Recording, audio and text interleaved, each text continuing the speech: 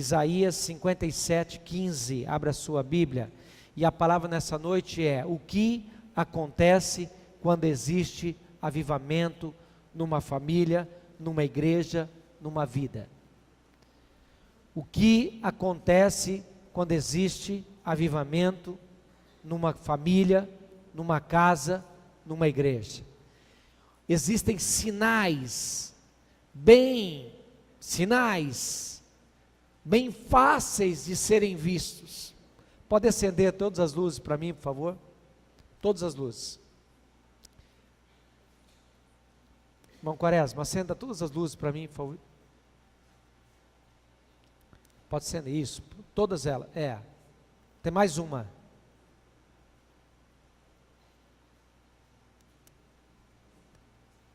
Isso. Então, queridos, Isaías 57:15 diz: porque assim diz o alto, o sublime, que habita a eternidade, o qual tem o nome de santo. Hoje nós adoramos aqui. Habito, ao que ele diz, ao que Deus diz: habito no alto e santo lugar, mas habito também com o contrito e abatido de espírito, para vivificar o espírito dos abatidos e vivificar o coração dos contritos. Olha, presta atenção nesse texto muito importante para a palavra hoje. Assim diz o alto, o sublime, que habita a eternidade, o qual tem o nome de santo. Qual é o nome dele? Mais uma vez, qual é o nome dele? Santo. Qual é o nome dele? Santo. Ele diz, olha, que habita na eternidade, cujo nome é santo. E ele diz assim: habito no alto e sublime e santo lugar. Então aqui está dizendo, ele habita no santo lugar, mas também habita, diga, também habita no nosso meio. Você pode glorificar a Deus por isso? Queridos, nós precisamos entender as nossas orações. Muitas vezes nós oramos assim: ó Senhor Deus Todo-Poderoso que está nos céus, amém? Mas Deus também está na terra, no nosso meio. E o texto diz: habito no santo lugar, mas também habito com o contrito, habito com o abatido de espírito. E o que ele faz com o contrito e o que ele faz com o abatido? Ele diz: para vivificar. Vivificar significa dar vida novamente. Dar vida novamente.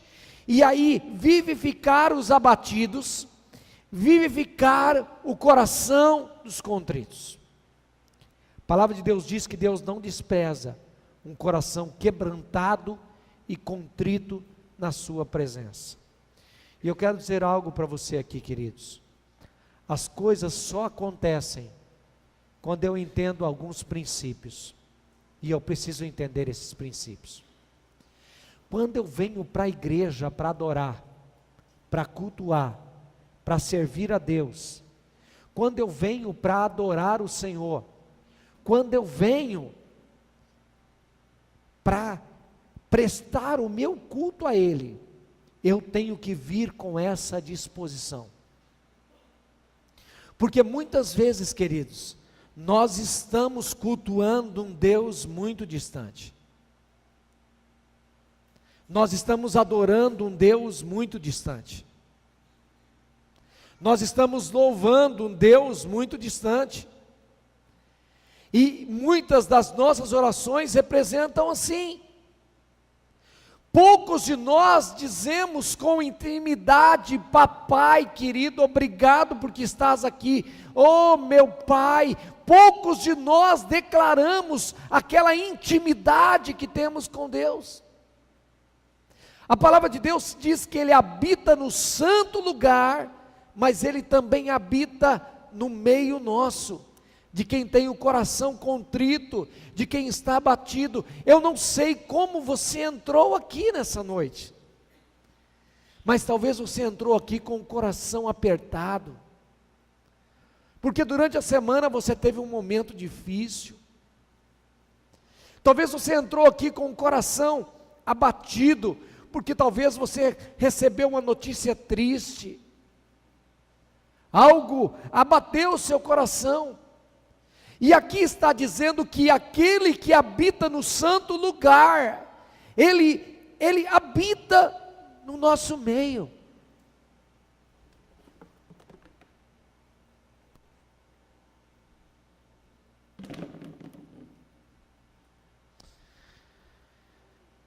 Vem aqui, Keliane.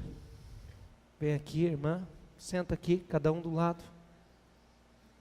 Senta nas duas extremidades, por favor. O que está dizendo é o seguinte: é que aquele que parece que está tão distante, ele está muito presente. Vem cá, Fê. Aqui está o coração quebrantado. Aqui está o espírito abatido. E o Pai Todo-Poderoso, que está lá no céu, Ele não está distante no céu, mas Ele está sentado junto com a gente. Habitando significa estando conosco, vivendo conosco, andando conosco. O que representa é que muitas vezes, irmãos, é esta a ideia que nós temos de Deus, um Deus tão distante, mas o que a palavra de Deus diz, esse Deus que é tão alto e tão sublime, Ele se preocupa com o espírito quebrantado, com o coração abatido. Então Ele vem fazer morada, Ele vem habitar, Ele vem permanecer conosco. Esta realidade precisa mudar na nossa vida, de saber que Ele está presente. Porque, irmãos, uma coisa é eu ter que ir a Ele, a outra coisa é ter Ele ao meu lado. Diga assim: Deus está acessível em qualquer momento. Amém? Obrigado, queridos. Deus está acessível. Agora eu quero dizer algo para você: o abatido e o quebrantado, ou o espírito abatido e o coração contrito. Olha só, ele diz assim a palavra vivificar. Vivificar significa dar vida. Deixa eu perguntar a você, como está a sua vida? Você está em vida ou você está em morte? O que significa estar em vida e estar em morte? Estar em vida é estar vivendo aquilo que Ele planejou para você viver. E estar em morte significa que você não está desfrutando da vida que Ele veio trazer para você.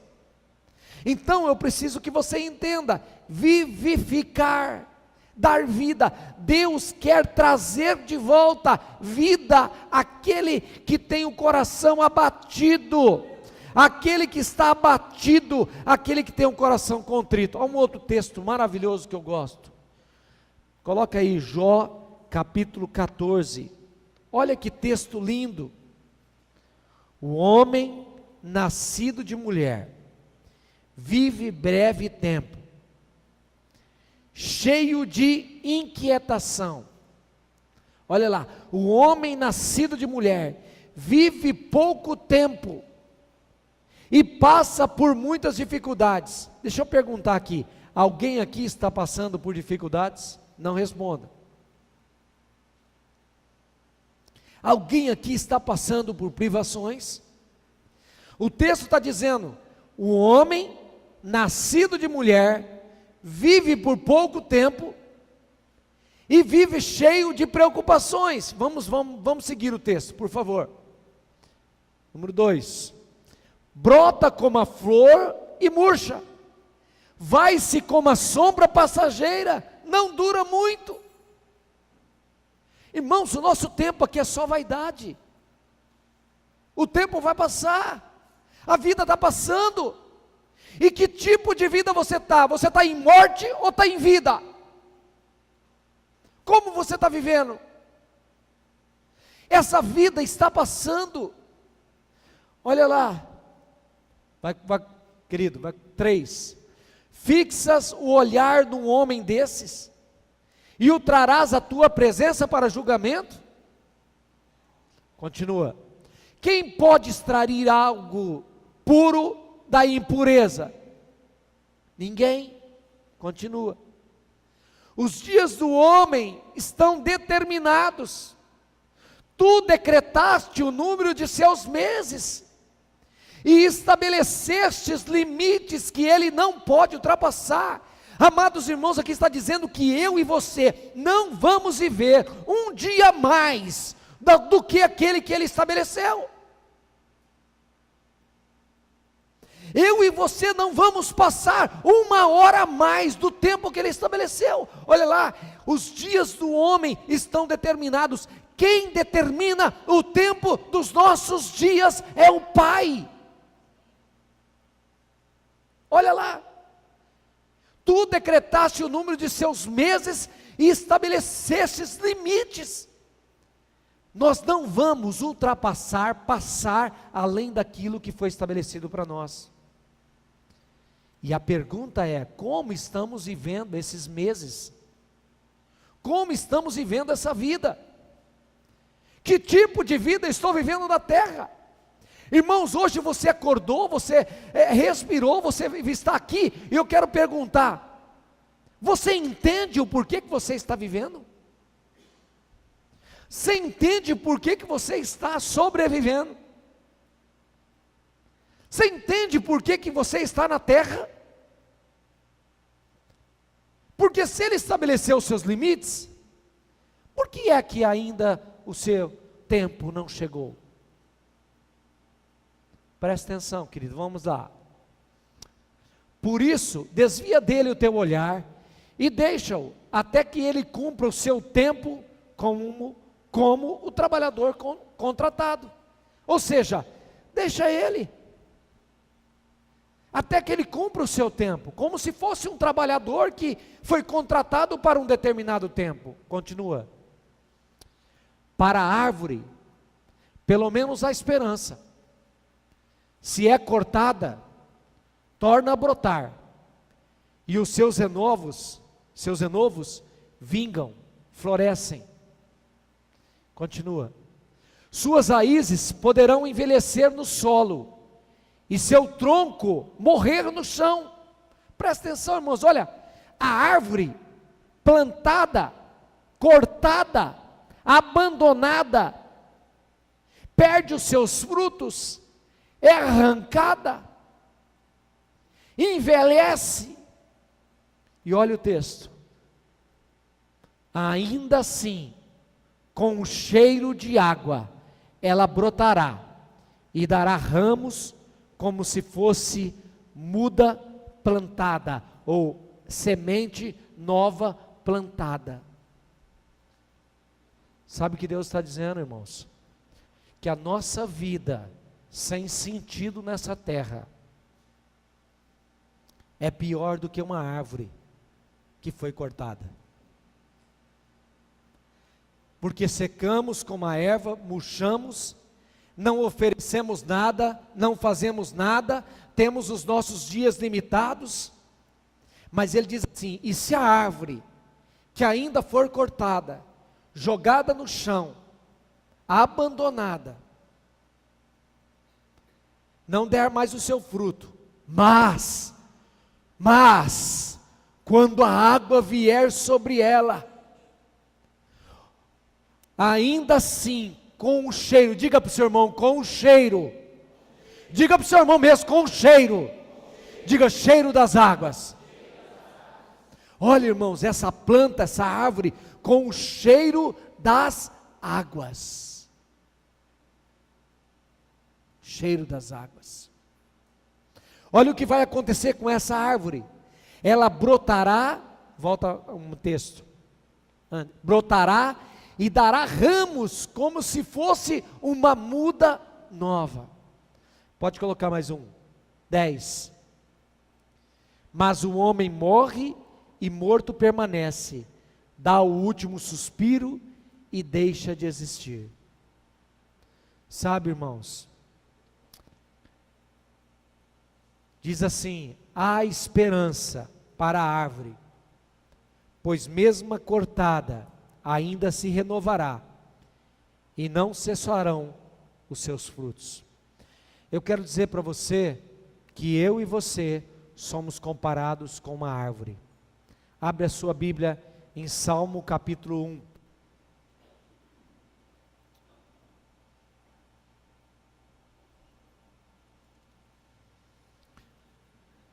Salmo número 1 diz assim: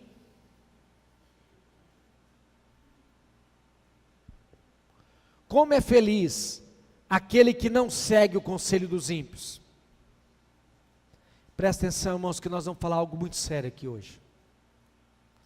Como é feliz aquele que não segue o conselho dos ímpios, não imita a conduta dos pecadores, nem se assenta na roda dos escarnecedores. Ao contrário, sua satisfação está na lei do Senhor, e na sua lei medita de dia e de noite. Porque é como árvore, diga para o seu irmão, árvore.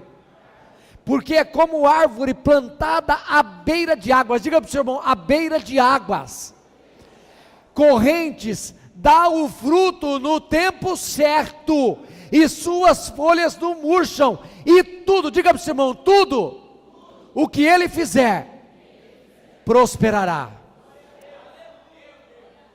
Você está entendendo, querido? Diga para o irmão que está do seu lado, há esperança para você também. Há esperança para nós.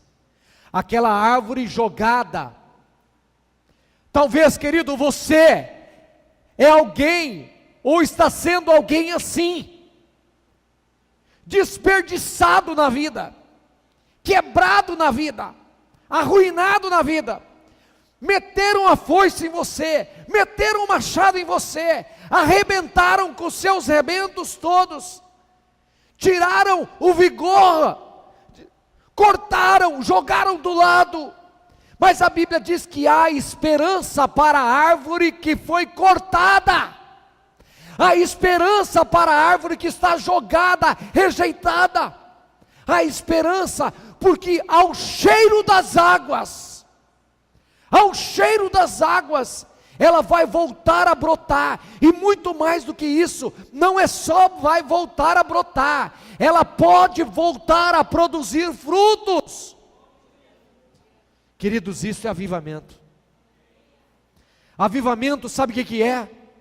Avivamento é aquele que foi desqualificado pelos homens, ou aquele que se desqualificou, ou aquele que se anulou na vida, no tempo que Deus deu para viver.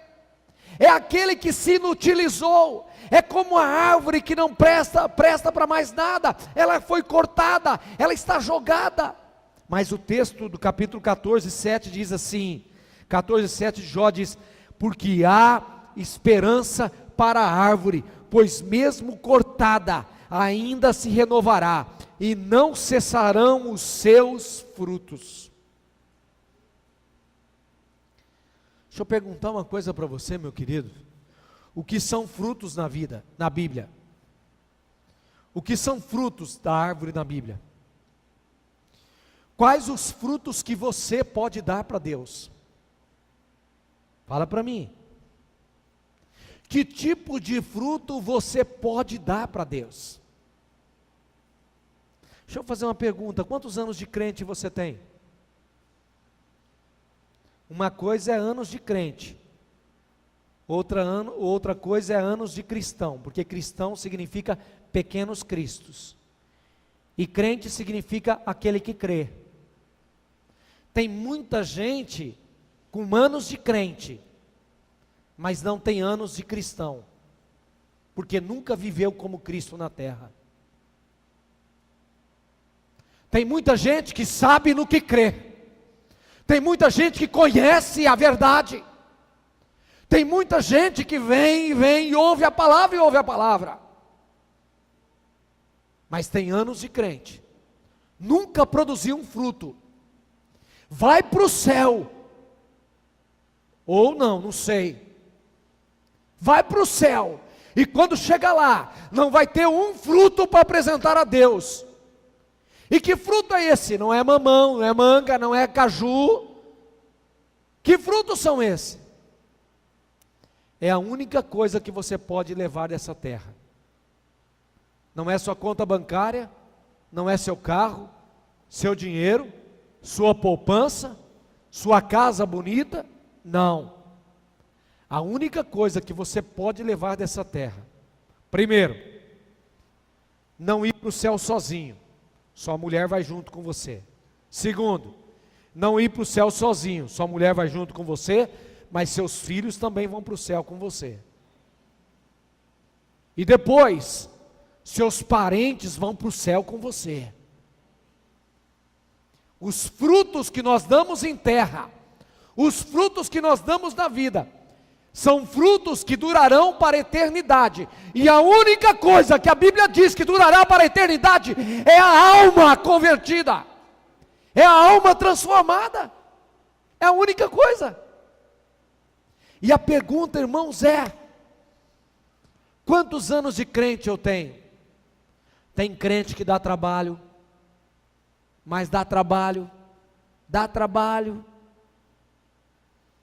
caça encrenca, é encrenqueiro, é falador, conversa demais, não produz,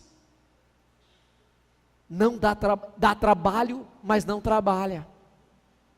Agora o cristão produz frutos, porque cristão significa pequeno Cristo, e pequeno Cristo na terra veio para semear uma semente que durará por toda a eternidade. Deixa eu perguntar algo, querido: quais sementes você está semeando na tua vida, na vida da tua família, na vida dos teus vizinhos, no seu emprego, no seu trabalho, que vai durar por toda a eternidade? Quais sementes? Olha o que diz o texto de Salmo capítulo 1. Outro dia alguém perguntou assim: pastor, fulano de tal que está em pecado, está vivendo em pecado, é membro da igreja, como é que a igreja trata? O senhor não está vendo essas coisas acontecer, não? Estou. E sei antes de acontecer que vai acontecer.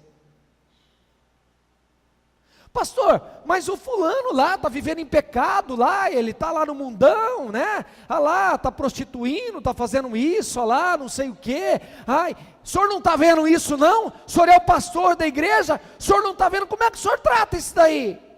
Sei como é que está acontecendo. Irmãos, muitos aqui, seu pastor tem sido profeta na sua vida. A Bíblia diz que o Senhor não fará nada sem antes revelar ao seu profeta. Para muitos aqui, o seu pastor tem dito assim: ó, querido, o buraco está aberto, Deus já me mostrou. Se você for por aí, você vai cair e vai se arrebentar e vai ser destruído. E existe uma coisa, irmãos, chamada obediência. A Bíblia diz assim: crede nos seus profetas e prosperareis. E prosperareis. Por que eu estou dizendo isso, irmãos? Volta o texto do Salmo número 1, querido. Como é feliz aquele que não segue o conselho dos ímpios, não imita a conduta dos pecadores, nem se assenta na roda dos escarnecedores. Irmãos, quem vive desse jeito, irmãos, ele está imitando, olha lá quem que ele está imitando, a conduta de pecadores. Olha lá, se assentando na roda dos zombadores. Ele está se envolvendo no conselho dos ímpios. A Bíblia diz: vós, porém, não sois assim. Pastor, e o que faz com essas pessoas que são assim? Primeiro, irmãos, eles já estão desligados do corpo, porque o corpo já está em unidade. Nós já estamos em unidade. Quem se desliga é a própria pessoa. Ela deixou de seguir os caminhos de Deus. Ela é a árvore cortada. Ela é a árvore que foi jogada de lado. Ou ela foi, ou ela se fez assim. Por quê? Porque andou no conselho dos ímpios, não se deteve no caminho dos pecadores, se envolveu no caminho do pecado. Irmãos, quantos aqui têm sido livres do pecado? Porque às vezes tem data e hora para pecar, mas quando vem no culto à noite, ouve a palavra e Deus diz assim: ó, é isso aqui, ele se arrepende. Deixa eu contar uma história para vocês. Eu estou um dia sentado no meu trabalho, com um amigo, faz muitos anos, 10 anos isso atrás, porque no meu lugar de trabalho eu falo de Cristo, eu falo do amor de Deus, e eu estava sentado com um amigo, e como a gente tinha liberdade de conversar, eu perguntei para ele: como está seu casamento? Ele falou assim: boa pergunta. Aí ele falou assim: não está muito bem. Eu disse para ele: você precisa cuidar então do seu casamento. E ele era um cristão, um crente pelo menos. Naquele dia que eu falei com ele, era uma quinta-feira. Na sexta-feira à noite, ele tinha marcado uma viagem para São Paulo, tinha marcado um encontro com uma mulher, que ele tinha conhecido na internet, e ele tinha data e hora marcado para adulterar com aquela mulher, e ter um relacionamento com ela, porque ele já havia abandonado o casamento dele. Ele tinha data e horário marcado, tudo acertado pela internet. E por acaso o Espírito Santo me direcionou a falar com ele. E aí ele disse: eu vou te confessar algo. E aí quando ele falou isso, eu disse: não, você não vai. Você não vai. E comecei a falar com ele, falei: você não vai fazer isso, você vai destruir sua vida. E comecei a falar com ele. Bom, eu só ia vê-lo no sábado, sexta era folga, se ele não fosse viajar.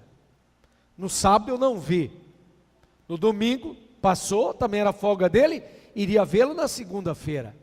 Na segunda-feira ele veio trabalhar. Primeira pergunta que eu fiz: e você? Ele disse: rapaz, se eu não tivesse conversado com você, eu teria destruído a minha vida. Eu não fui, eu cancelei minha viagem, eu fui lá na Reunidas, eu cancelei minha viagem, vou usar ela para outra, e eu não fui. Quantos aqui têm sido salvos assim, com data e horário marcado? Irmãos, talvez você é uma árvore cortada. Jó 14,6 diz: desvia deles os olhares, para que tenha repouso, até como o jornaleiro tenha prazer no seu dia, porque há esperança para a árvore, pois mesmo cortada, ainda se renovará. Tem uma palavra de Deus para um avivamento na sua vida, que vai começar hoje à noite. Eu tenho uma palavra de Deus para um avivamento no seu casamento, que vai começar agora, em nome de Jesus. Eu sou um profeta de Deus para a sua vida hoje, para determinar não aquilo que vai destruir a sua vida, mas determinar na sua vida a esperança de um novo tempo no seu casamento, na sua vida e na sua família. Eu estou aqui para dizer para você, querido, que você não pode ser como aqueles que escolhem e trilham o caminho do pecado. Tem pessoas que eu digo, olha, acaba com esse namoro, esse namoro está destruindo sua vida. Esse namoro está destruindo sua vida, vai acabar com você, você vai perder a sua vida. E a pessoa continua, e continua, e continua, e continua teimando. E eu digo 1, 2 vezes, 3 vezes, até que eu digo, Senhor, eu entrego nas tuas mãos. Daqui a pouco, está lá, a vida arrebentada, destruída. Por quê? Porque não é obediente à palavra, segue o conselho dos ímpios, segue o caminho dos pecadores. Sabe, irmãos, nós temos uma palavra, que é a verdade, o caminho, a vida, é a palavra de Jesus Cristo de Nazaré. Esta palavra não confunde o coração do homem, esta palavra é como flecha certeira, quando ela entra no coração, algo começa a acontecer, há mudanças sinceras, há mudanças profundas, porque Deus, Ele nos dá a esperança de recomeçar. Talvez, querido, você está aqui nessa noite, você tem sido assaltado por pensamentos pornográficos, você tem sido assaltado por desejos incompreensíveis na sua alma, você tem sido assaltado por desejos que têm se aprofundado dentro de você, e você sabe que isso daí é apenas a boca do abismo que vai destruir você. Querido, há esperança para aquele que, como árvore cortada, ainda pode ser restaurada, vivificada. Olha o texto, para a árvore, pelo menos a esperança, se é cortada. Agora, queridos, volta para o texto de Salmo capítulo 1, versículo 3. Diz assim: avivar não significa somente preservar ou manter vivo, mas avivar também significa purificar, corrigir, livrar do mal. O verbo hebraico avivar tem o significado de preservar, manter vivo. Quem é avivado, ou quem está no avivamento, é alguém que vai estar se mantendo vivo, senão está mantendo-se morto. Vamos lá para o texto. Como a árvore plantada. Como você é? Daqueles que se desviam do caminho? Ou é como a árvore plantada junto a ribeiros de águas correntes? Dá fruto no tempo certo. Deixa eu dizer algo para você. Aquele que vive em comunhão com o Pai, aquele que vive perto das águas, sabe o que vai acontecer com ele? Não precisa se preocupar com os frutos. No tempo certo, sabe o que vai acontecer? Os frutos irão aparecer. Quero dizer algo para você aqui, como profeta de Deus sobre a sua vida. Ninguém sabe o tempo que você gasta em oração, sua intimidade com Deus, seu tempo de leitura da Bíblia, seu relacionamento com o Pai, o tempo que você investe na presença do Pai. Ninguém sabe, mas eu vou dizer algo: sua vida ainda vai surpreender muita gente. Sabe por quê? Você é como árvore plantada junto a correntes de águas, dá fruto no tempo certo, suas folhas não vão murchar, e mais, tudo o que você fizer vai prosperar. Queridos, eu não vou me alongar na palavra, são 9:05, minha palavra termina agora. Esta é a palavra de Deus para o seu coração. Este é o avivamento que Deus quer. Eu quero chamar o ministério de louvor, porque este é o avivamento de Deus para este tempo e para esta geração. A árvore plantada junto a ribeiros de água viva. Deixa eu dizer para você, as águas provêm do altar de Deus. Se há alguém aqui que está morto, ou está vivendo em morte, o cheiro das águas, só o cheiro das águas, só o cheiro. Então eu quero convidá-lo a ficar em pé nessa noite. Eu quero convidá-los nessa noite a fechar os seus olhos, a fechar os seus olhos. E eu quero convidá-lo a fazer uma oração aqui, uma oração para ativar o céu, uma oração para abrir as comportas do céu. Malaquias diz que o Senhor vai abrir as comportas do céu e derramar chuva sobre nós. Eu quero dizer para você nessa noite, meu querido, que só o cheiro dessas águas vai trazer vida na sua vida. Eu quero dizer que é só o cheiro. Agora, querido, quem quer mais, você vai pedir mais água, você vai pedir para tomar banho, para entrar nessas águas. E eu quero que você faça uma oração aí onde você está. Eu quero que você se lance aos pés do Senhor, em intimidade com o Espírito Santo nesse momento. E que você, enquanto só o ministério de louvor, não é para você cantar, é para você orar, só o ministério de louvor vai cantar. Eu quero que apaguem as luzes, por favor. Eu quero que você ore nesse momento.